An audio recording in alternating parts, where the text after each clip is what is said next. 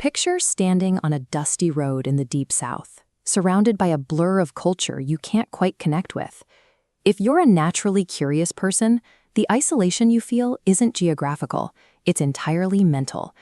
In this specific environment, a sharp, questioning mind is rarely celebrated as a gift. It is often treated as an active, hostile threat to the way things have always been. For anyone who's felt that suffocating disconnect, comedian Bill Hicks became a patron saint. He was up on stage diagnosing a cultural disease. He spent his comedy sets dissecting the friction he felt every time he stepped off the tour bus, translating the day-to-day pressure of his surroundings into a public diagnosis of the world around him. One night in Tennessee, Hicks found himself under the fluorescent glare of a Waffle House. He was sitting in a booth, eating alone, and quietly reading a book. A waitress walked over, looked at him, and asked a question central to his act.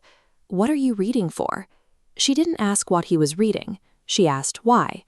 Before he could fully process the absurdity, a trucker in the adjacent booth stood up, loomed over him, and announced to the entire diner, "Looks like we got ourselves a reader." The simple act of looking at printed words on a page had triggered a defensive response. The question, "What are you reading for?" demands that a person justify the basic act of acquiring knowledge. Reading a book in this space becomes an offensive act of nonconformity, inviting the very public challenges he experienced that night. Hicks frequently zoomed out to look at how this same culture handles the truly unknown.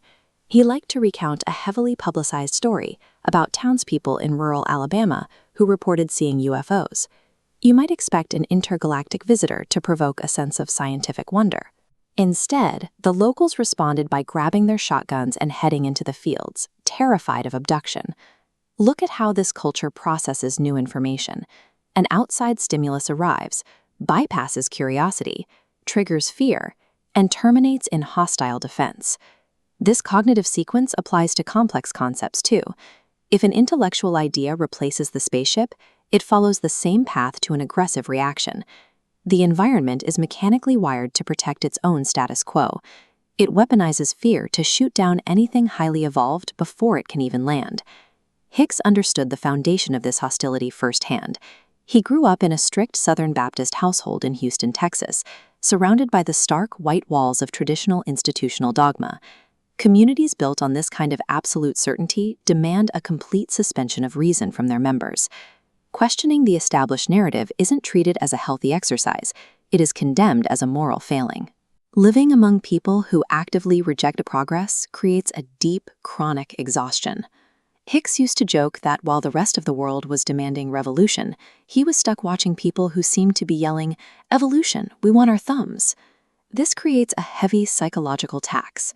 A conscious, inquisitive mind has to spend vast amounts of energy every single day just navigating around a culture of heavily protected mediocrity. The culture does not simply remain stagnant. It generates a massive gravitational pull, actively trying to drag anyone with intellectual ambitions back down into a celebrated state of devolution. So what happens when a mind gets trapped inside that gravity well? What do you do with the overwhelming disdain that builds up in your system? Hicks chose to reflect that frustration outward. Rather than retreating into quiet bitterness, he stepped onto a brightly lit stage and used a microphone to project the sheer absurdity of the culture right back at the audience.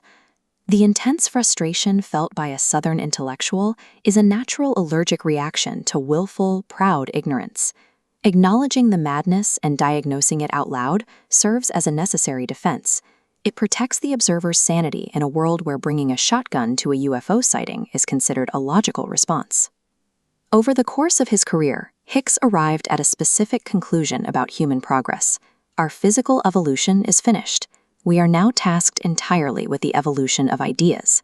When the surrounding culture refuses to move, the individual evolves in spite of it. You might be surrounded by absurdity, but you are not obligated to succumb to the anger it generates. The frustration doesn't have to define you. Hicks ultimately concluded that the cultural noise is, in his words, just a ride. By embracing that detachment, the alienated mind can step back, seek out the truth, and survive the experience entirely intact.